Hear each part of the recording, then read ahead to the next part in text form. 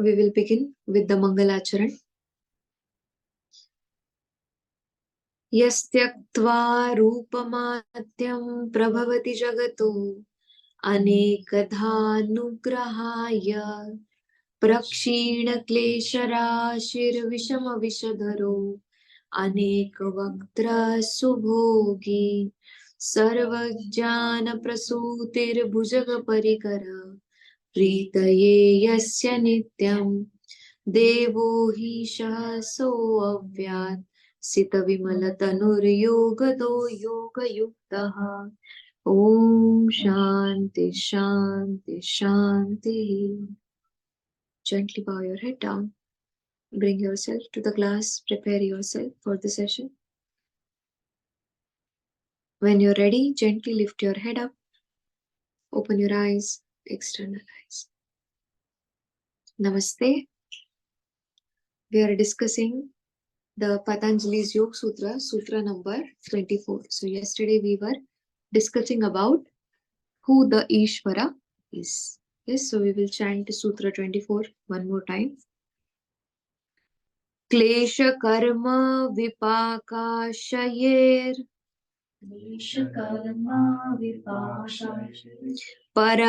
paramrushtaha purusha vishesha ishvaraha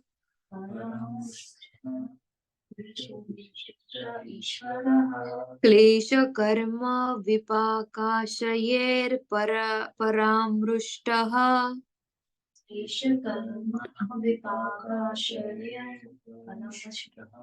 पुरुष विशेष ईश्वरः.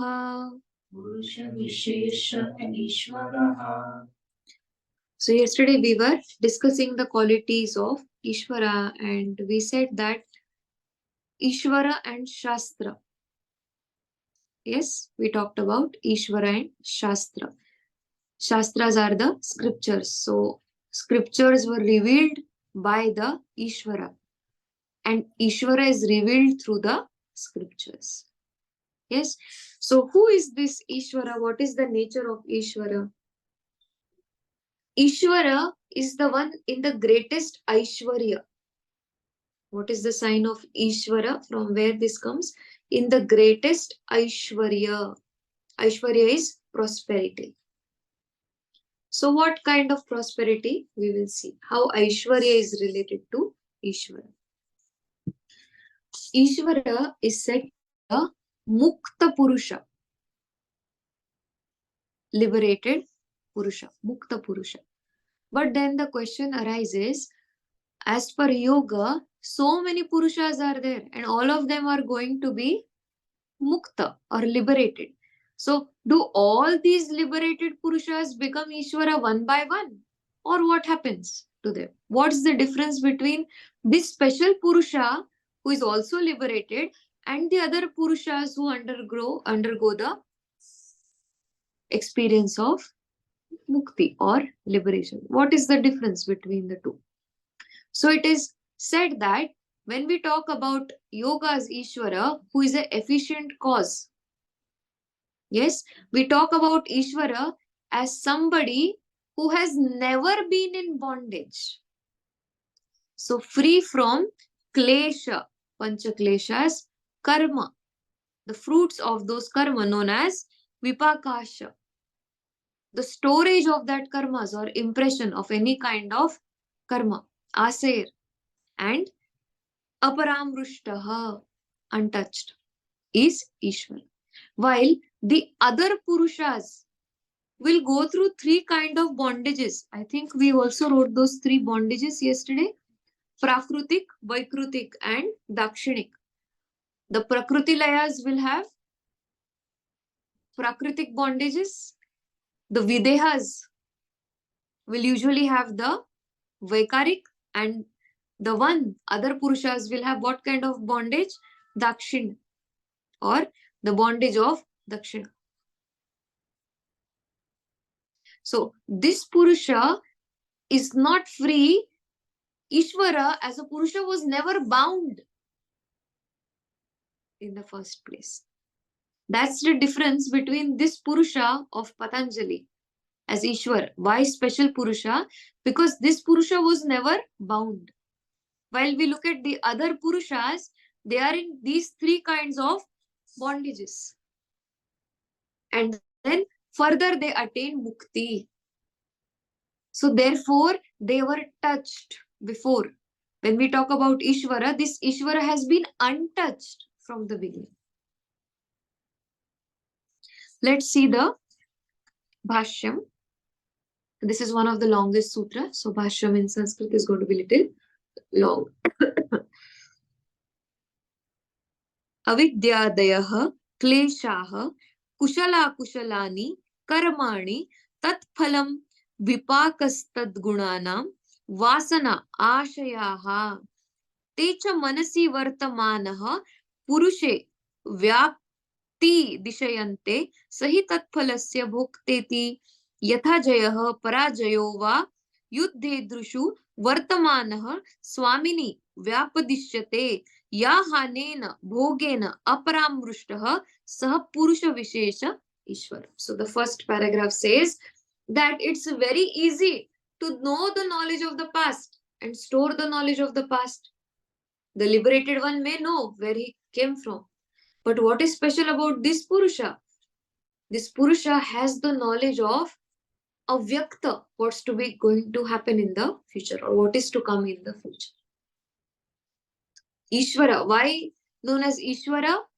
Because it's easy to have the knowledge of the past or the journey, but Ishvara has the knowledge of what is to come. So this is one of the qualities of Ishvara mentioned in first paragraph. Techa manasi vartamanaha purusha vyapadishayante sahi tatphalasya bhokteti yatha jaya parajayo is beyond the jaya and parajaya victories. The Aishwarya, the strength of this Purusha is so high that there is no match observed for this Purusha. And what is this strength? Strength of knowledge. And what kind of knowledge is this? Knowledge of what is to come next. And whose knowledge is this? This knowledge is of an individual. This knowledge is of a group. And this knowledge is of the entire cosmos. So what is the quality of the Ishvara? Highlighted knowledge. Imagine having the knowledge of each being, each group, and the entire cosmos separately.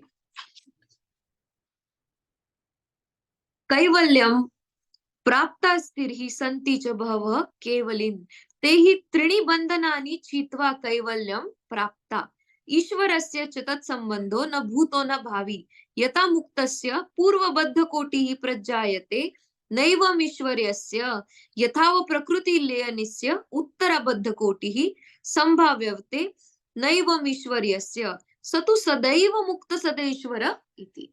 Which we already discussed, that this Purusha is Tridi Bandhanani, is free from the three bondages, where we saw that Videhas, Prakriti Layas and other Purushas were bound at some point.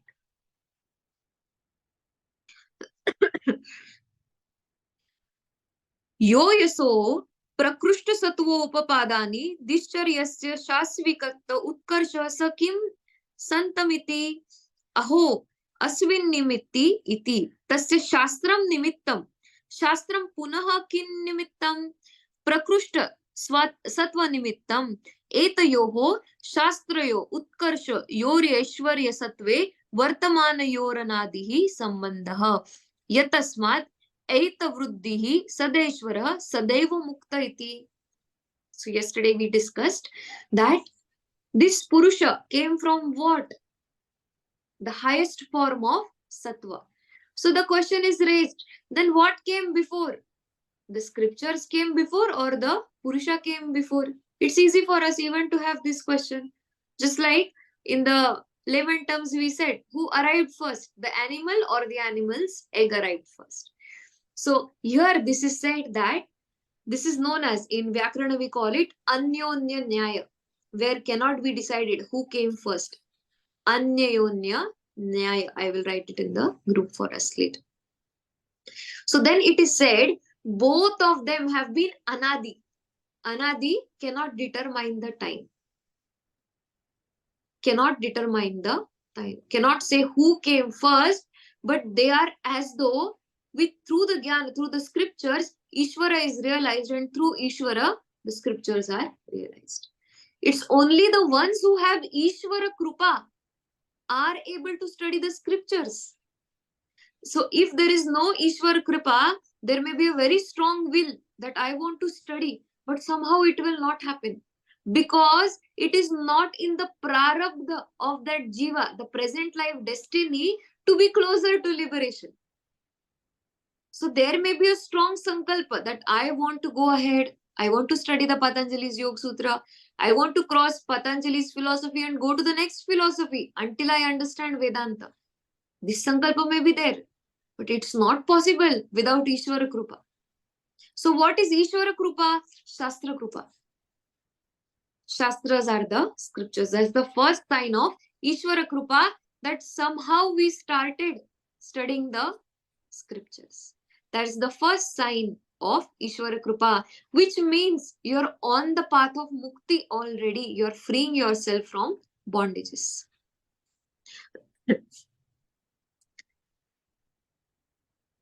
Further we see, Tacha tasya ऐश्वर्य सम्यातिशि विनिर्मुक्तं न तावद ऐश्वर्यन्तरेण तव तिष्यन्ते यादेव तिष्यसि स्यात्तदेव तस्यात् तस्माद्यत्र काष्ठा पराप्रीश ऐश्वर्य स ईश्वर न च तत्समान ऐश्वर्यसम् इति कस्माद् द्वयोस्तूलयोर उक्त अस्मिन् युगपत् कामित्यर्थे नवमीद मस्तु पुराणमीद मस्तु इत्येकस्य सिद्धौ उत्तरस्य प्राकाम्य विद्यत्ताद् अनुतत्व प्रसक्तं द्वयोश्च तुल्ययोर युगपत् कामितार्थ प्राप्तिर्यर्थ स्थर्य स्थर्य विरुद्धत्वात् तस्माद् यस्य साम्य इतिशयि विनिर्मुक्तम् ऐश्वर्यं स ईश्वर स च पुरुष विशेष इति.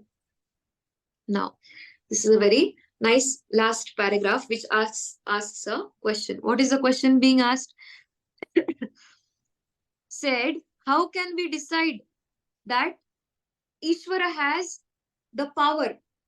And how do we know that the power is there? So this particular, this and the next sutra will say that where we see about anything in the universe, we know that it is infinite.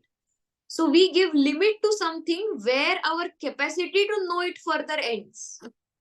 Understand this again. We give a limit to something where our capacity to know it somewhere ends. But when it comes to Ishvara, it's infinite knowledge. Everything is infinite. Kasmad dayos tulyasya yoriktasmin yugapat, which means for such a knowledge, there is no other found to have this kind of knowledge that the Ishwar possesses. That means there is no second. There is no second to Ishvara. Neither there is somebody who is Tulya at the equal level. Neither there is somebody who is equal, neither there is somebody who is second to Ishvara. In terms of Aishwarya, and what Aishwarya is this? Knowledge. So is Ishvara knowledge? No. Ishvara is not knowledge. Is Ishvara Shakti? No, Ishvara is not Shakti. Both are there. Knowledge is completely there. In the next sutra, we will see known as Sarvagya. Ishvara is free from knowledge also. So Pramana Vritti is also never has been there. Knowledge is there. But who is this Purusha? When we talk about Purusha and Prakriti, we see Prakriti has Kartutva and Purusha has Bhoktritva. What is Bhoktritva and Kartritva? Bhoktritva means the enjoyer. And Kartritva means who gives or bestows different kinds of enjoyments. So our senses would be in which form? Kartitva. So where Karya or Krutya is being conducted, and Ishvara, consciousness, Bhoktritva. The consciousness will not be able to do There is no kartritva in the consciousness. So when we talk about Purusha Vishesha Ishvara, beyond knowledge also. So infinite, where we cannot set a limit, such knowledge is possessed. And how we know? Because everybody is for different purusha. Everybody means, what is the technical term? All the purushas, because yoga philosophy talks about multiple purushas. It does not talk about one purusha or specific. It talks about multiple purushas. So having the knowledge of multiple purushas, having the knowledge of prakriti, both, and beyond that, untouched by this knowledge, which means there is no identification even with the knowledge. Knowledge is separated, knowledge does not touch. Knowledge is simply seen completely by the Purusha. And also Shakti or power. What kind of Shakti? Prakamya Siddhi. To create and destroy at will. So Laya and Pralaya. Laya is what? Creation. And Pralaya, destruction. Such enormous power or Shakti is possessed by the Ishvara.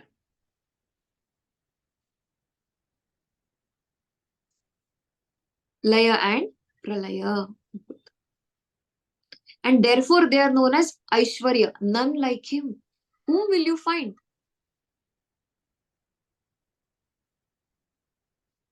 Further, we talk about Ishwara as, I've just written in my notes. If you want to, you can make a note.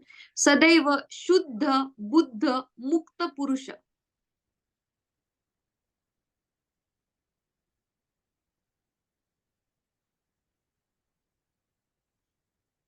I've written here in Hindi in my notes. कोई ऐसा ऐश्वर्य नहीं जो ईश्वर से बड़ा हो. Means there is no prosperity higher to Ishvara. Aishwarya is what? Prosperity. So highest of prosperity is the gift of Ishvara. There is no being, no king ever born with this amount of prosperity.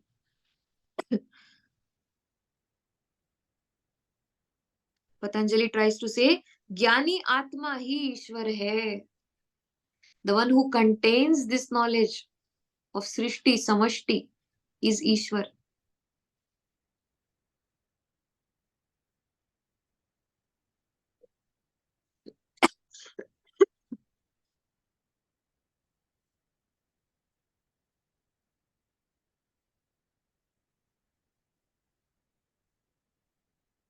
And from what we are seeing, there could only be one creator. How can we say there is only one Ishvara? Why there cannot be two Ishvaras? Because if there would have been two, there would have been a clash. We would have seen a lot of dualities in creation. But since everything is moving in a same flow and in a cyclic pattern, the pattern has not changed.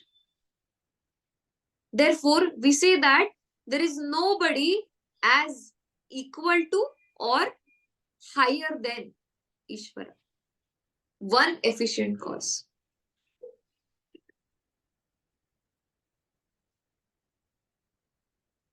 So, Purusha can be observed as that which has the knowledge of all the knowing. Further in the sutras, we say Ishvara is said to be the Guru of the Gurus, Acharya of the greatest Acharyas. So, having this knowledge, having this capacity to create and destroy at will is untouched. While we talk about other Purushas, what happens? They are Baddha and then they become Mukta. But this Purusha, Ishvara, is observing this Bandhana of the other Purushas and helps rise above that Bandhana or bondage.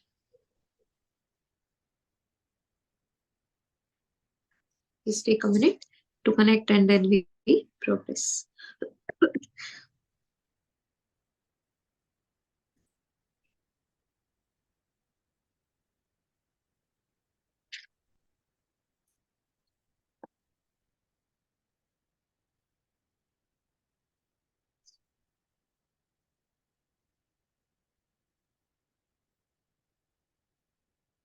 Now, the word Paramatma comes from the word Paramanu, Paramatma, or we call it as Paramanu. The first atom, you may call it.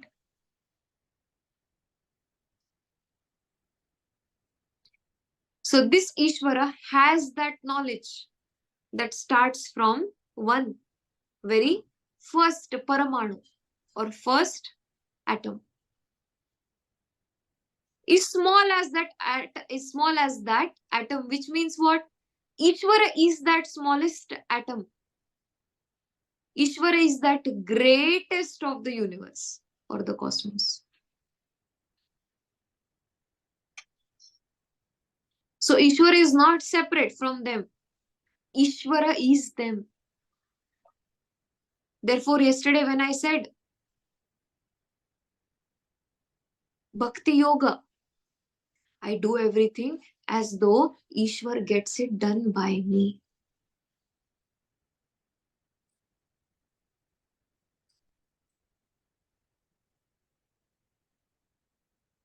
Therefore, here we see in the Sutra 24 mention of theistic element of yoga. But then the question also arises, if everything was mentioned clearly here, why there was a need to go till Vedanta philosophy? Anybody could have studied simply Yoga Sutra and had the knowledge of liberation. But we see that until the Yoga Sutras, there are three elements that are being talked about. Ishvara is separated from other Purushas. In Vedanta, which is the highest Indian philosophy, we see that this is one. How Vedanta takes us into the understanding of oneness. So until the time when yoga philosophy developed, we reached only to a level where we said Ishvara is separate. And when we study Vedanta, what we understand? How Ishvara is one. It may not be required for us to understand that right now. We are going through yoga philosophy. Whichever philosophy we study, we follow its path. But this is not the completion. Other philosophies need to be studied to understand from this triad how we come to the dyad, how we come to monism. From plurality of Purushas, first we understood many Purushas because everything we saw in numbers right after Sankhya.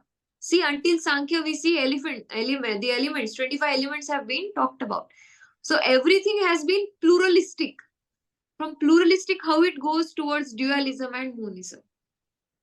We further see. So Vedanta philosophy talks about monism and yoga philosophy is still pluralistic. Talks about many Purushas. So as we learn the granthas or we take up the Shastra studies one after the other, if we learn the scriptures further, our mind will be able to connect with the next philosophy easily because it is simply slightly higher than this. Then other would be slightly higher than that. But till where we have evolved here, that there is Ishvara. And Ishvara cannot be limited like us. Ishvara has to be different than the bondage to understand bondage and liberation.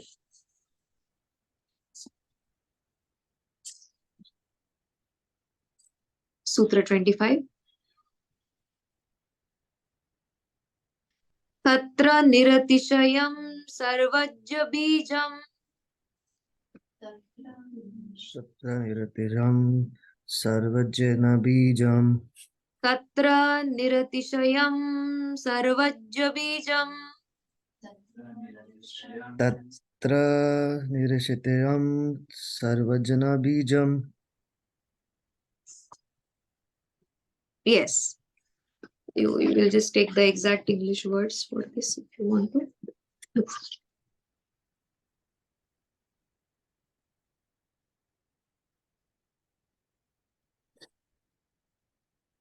Tatra, you can take it as in him. Niratishayam, unsurpassed. Sarvagya, omniscience. Bijam, seed.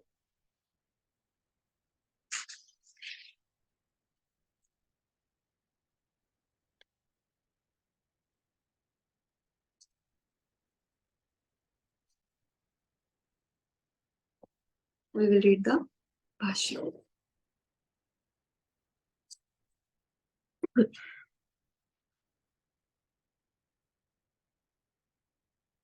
यदीदमतीतानाद गत प्रत्युत्पन्न प्रत्येक समुच्चय जाति इंद्रिय ग्रहण अल्पम बहु इति सर्वज्ञ बीजम एतद्धि वर्धमानम यत्र निरतिशयम स सर्वज्ञः. So this special Purusha or Ishvara has the knowledge beyond the senses,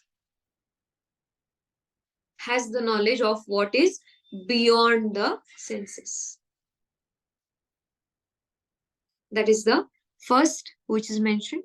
Asti kashtha prapti sarvajya bijasya satishayatvat parimana vidati yatra kashtha prapti janasya sarvajyah such a purusha vishesha iti samanya matro pasamhare कृतो पक्षयमनुमानानां विशेष प्राप्तौ समर्थम इति तस्य संज्ञादि विशेष प्रतिपत्तिर आगमतः पर्यानवेश्य.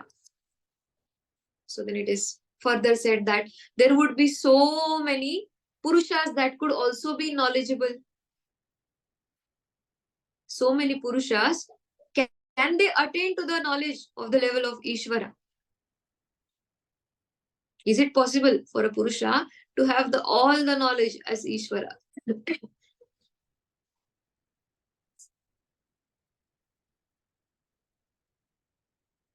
So it is said that this Ishvara is the Parakashta, highest of knowledge, highest of understanding and knowledge of every minute, of every change, of every person, of every being, of every karmic deed.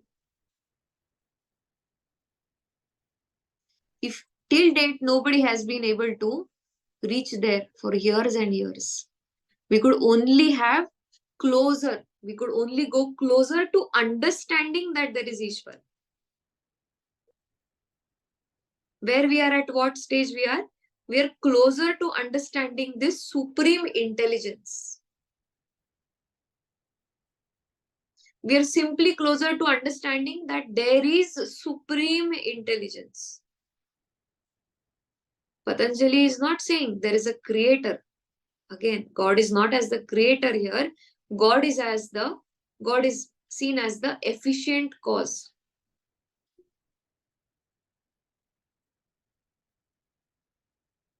Who has the knowledge of both creation as well as destruction of not only the past but the future, anagata, the one which has not been born, the knowledge of that also. And only the understanding that there can be one Ishvara. There cannot be many Ishvaras.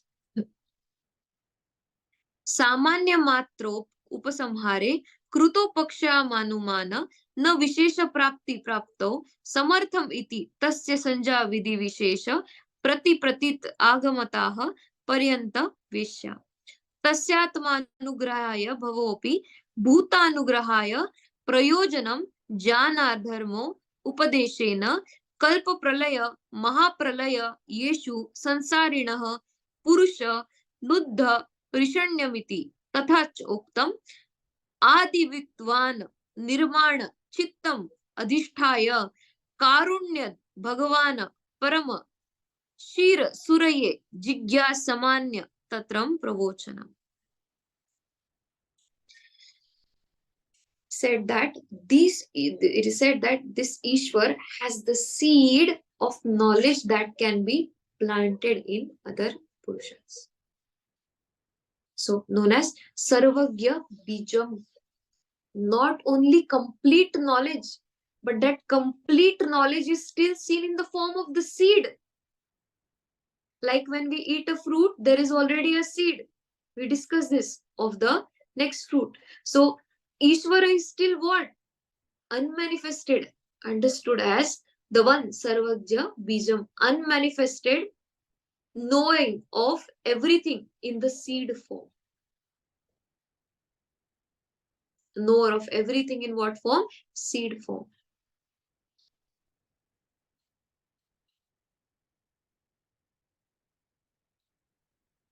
And has not only one knowledge of one subject, has the knowledge of all the subjects.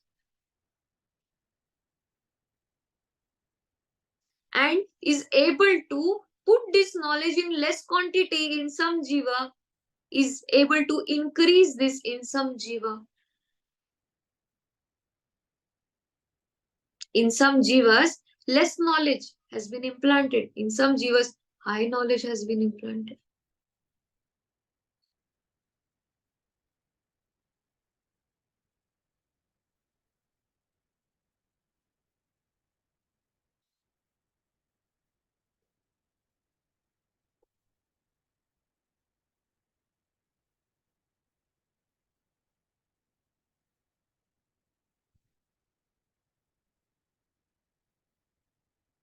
And how is this further Purusha, special Purusha expressed? One who is growing, जो बढ़ता हुआ है. The more I know about Ishvara, the more I want to know about Ishvara. And the more I am knowing about Ishvara, the more I am knowing about Ishvara. Means there seems to be no end. What I'm trying to know, it seems there is still more for me to know. And it's being revealed.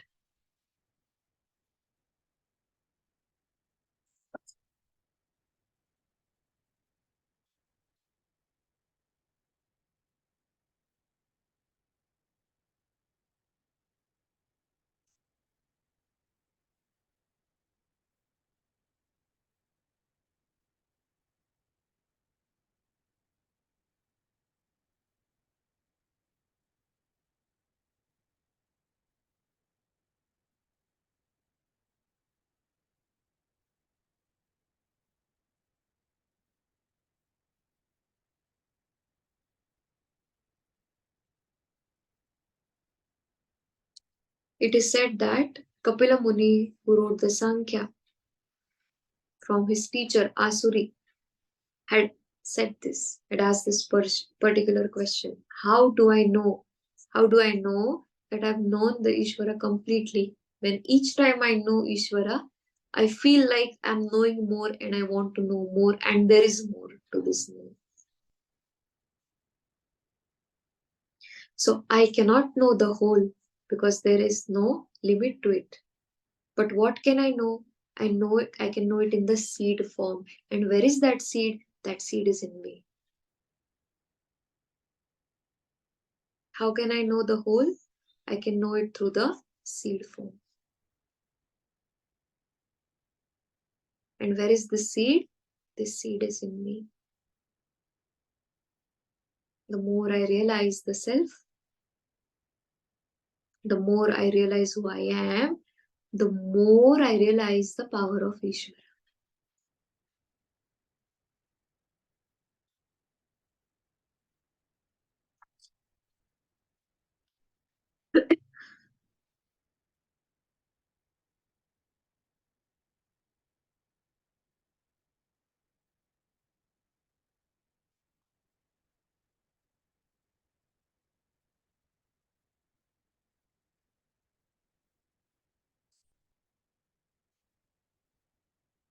And it is said, Ishvara says, संसारी जीवों को संसार बंधन से ज्ञान धर्म उपदेश के द्वारा मुक्त करूंगा. Means the one who is in the worldly life, a part of the Prakriti, through the knowledge of Prakriti, I will free them. What they are made of, giving them the knowledge of that, I will free them. When they have the knowledge of what they are made up of, they are higher than what they are made up of.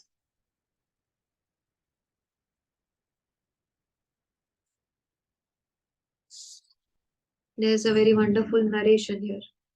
You want me to share with you? There was once a very Gyani Pandit in Kashi. Pandit is usually the one who gives the knowledge of the scriptures. So everywhere he went, he's a very simple person. People would bow down to him. They would call him as, we see the Ishvara through you, or you are the Mahatma. And he would simply smile, not pay attention at that, and what they would say, and continue to be in his life, continue to do the work he would do. It is said that there was once a woman, and this woman was from a brothel. So she crosses his path and she says, I have come out of physical suffering. Will you please take me out of my spiritual suffering? With lot of effort, I have been able to bring myself out of physical suffering, but I am still suffering. Can you please take me out of my spiritual suffering? I hear they call you the Mahatma. Are you that Mahatma who gives liberation or grants liberation? Are you a Mahatma? She asks him. So he says, I have not decided yet if I am the Mahatma. The day I decide, I will let you know. That day you come to me and I will give you the knowledge of liberation. So he does not look at her. He's still walking. He talks to her. This woman, as the Pandit grows old, she also waits every day and asks his assistant, did he make a decision if he is a Mahatma or no? If he can grant liberation or not? Every day she just does one thing. She comes in her purest form, she takes bath, she comes with certain flowers and she places it outside the door as though it's a temple and asks, has he made a decision whether he is a Mahatma or he is not a Mahatma? The Sevak says no, the Shishya says no, he hasn't yet. But she says the entire world is calling him Mahatma, the one who gives liberation. Many people have been liberated through him, it is said, most of his Shishyas in sadhana. Still, why does he not make this decision? But still, she continues this. It so happens that this continues for 30 years. Every day she comes and asks the same question. Has he decided? Because I want to come out of my spiritual suffering. I want to be liberated. Again, after 10 years, she comes, she says, I cannot walk much now. Has he decided? I'm growing old. After 10 years, she comes again and says, I see that the Mahatma has also gone old, cannot speak much. Will he even speak and tell me that he has decided if he is the Mahatma and he can grant me, or he simply doesn't want me to give the knowledge of liberation? Just because where I come from. She still waits in patience. It is said that one day the Mahatma knows that it's time for him to leave the body. So in that moment where he knows that death is around the corner, he says, go and call her. He simply says the Sevak, go and call the old woman. She cannot walk maybe, but she can hear, I know. Just bring her, take a palki and bring her today. Tell her today is the day of decision. So they quickly go and bring her to the Gurukul. So he says that for 30 years you have been doing Karma Yoga for Chitta Shuddhi, purity. For these 30 years, I wanted to answer your question, but I could not. Today, just before the final moments of death, I make a decision that I am the Mahatma. मैं महात्मा था, मैं महात्मा हूं और मैं महात्मा रहूंगा. Mahatma means I was the Mahatma, the greatest of the Atma. I am the Mahatma and I will continue to be the Mahatma. Just that if I would have said yes that time, and for these 30 years, if by mistake any of my deed would not match with the deed of a Mahatma, whatever I would have said would have been nullified. So I waited until the time of my death, until I could take up no more karma. And then when I felt, yes, this is the last moment where I am about to die, in few hours maybe or the next day, I can say I am the Mahatma.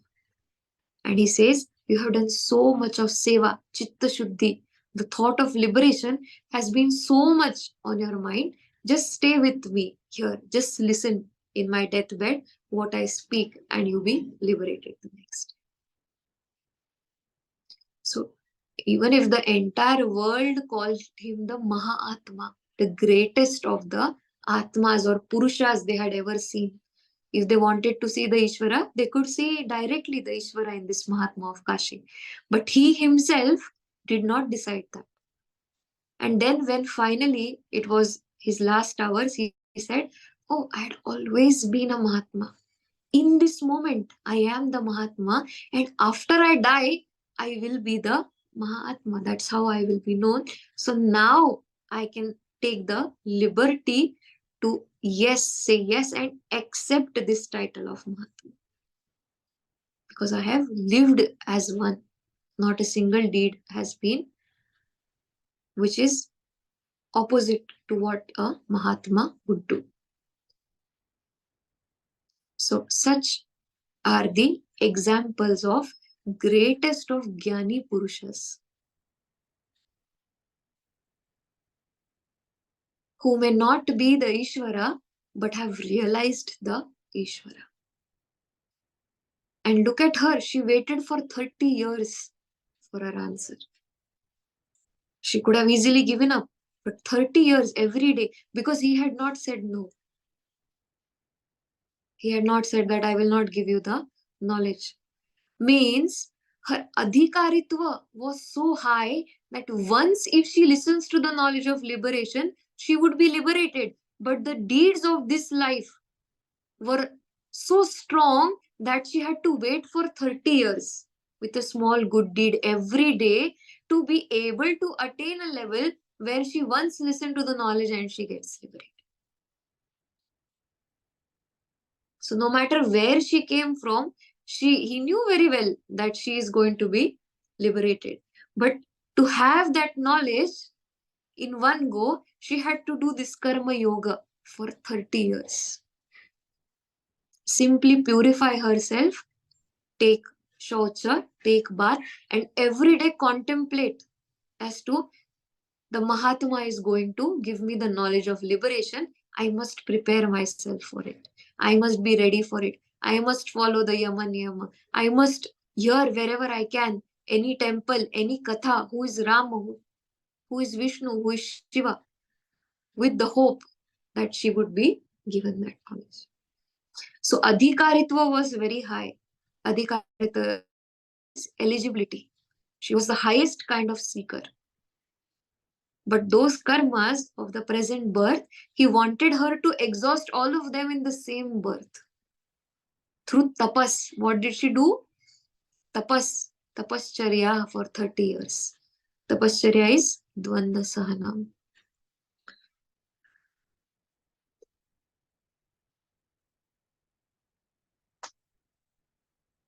And this is very recent. It's a real life example. 70 to 80 years back in Kashi, in India.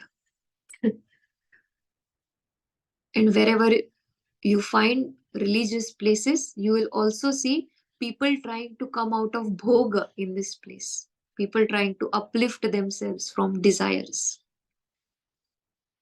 So if she can be eligible, if she can be the highest seeker, no matter how many samskaras she stored, we could definitely move on that path. I hope this narration was helpful for you to understand why we cannot be the Ishvara. We can only be the closer to understanding and realizing the Ishvara through us, the seed, because we are no different than what the Ishvara has made us. So realizing ourselves is realizing this potential of Ishvara. We can simply realize the potential in the seed. With this, we conclude today's session for the week. Emma G, would you be in stable network for us to chant if you would like to? I can try. It keeps going in and out a bit, so I'm going to watch the recording to make sure there's nothing I've missed from today's session. Can you hear me? Yes, we can hear you. But then we can start the next week with your chanting. Don't worry. Okay. Yes. Yes. We will conclude today's session with Purnamadaha. Om Purnamadaha Purnamidam Purnat Purnamudachyate Purnasya Purnamadaya Purnameva Vashishyate. Om Shanti Shanti Shanti. Gently bow your head down. Feel grateful for this knowledge, this understanding. Shastra Krupa, Ishvara Krupa, Guru Krupa. When you're ready, gently lift your head up, open your eyes, extend the hands. Namaste. Thank you very much for joining the sadhana. We will continue again next week. May Mahadeva bless you all. Hari Om.